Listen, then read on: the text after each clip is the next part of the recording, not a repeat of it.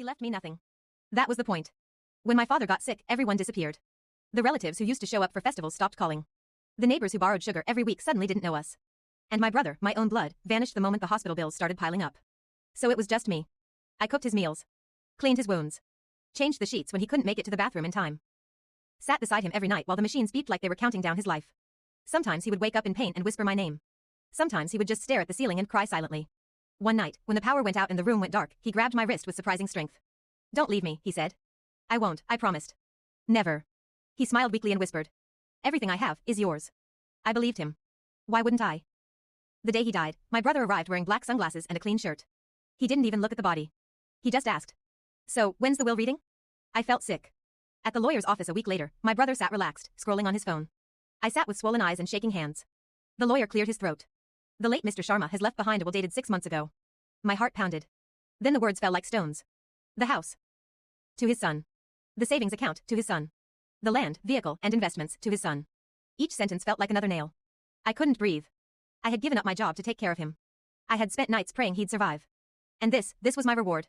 My brother finally looked at me and smirked. Guess being the favorite has its perks. I wanted to scream. Instead, I sat there in silence, feeling stupid for believing love meant something. Then the lawyer stopped. "There is one more item." My brother rolled his eyes. Yeah. Read it." The lawyer unfolded a single handwritten page.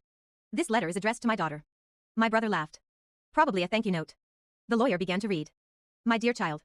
If you're hearing this, I'm already gone. And if your brother received everything, then I was right." My chest tightened.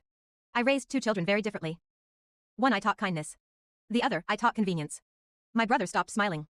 I watched how you stayed when it was hard. And how he disappeared when it stopped being profitable. The room went silent. "I did not leave you money because money would keep you tied to him. I gave it all to your brother so you could finally see him clearly." My hands were shaking. "If he shares even a part of it with you, then he has changed, and you can forgive him." My brother swallowed hard. "But if he doesn't, then you were never family to him. And now you're free." The lawyer paused. "There's one last line."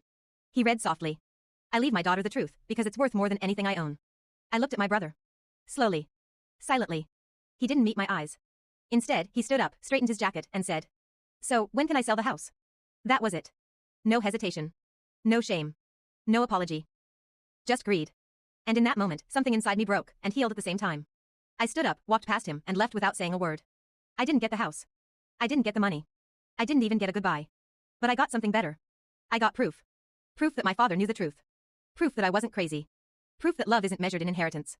And as I walked out into the sunlight, homeless but free, I realized. He didn't leave me nothing. He left me the truth.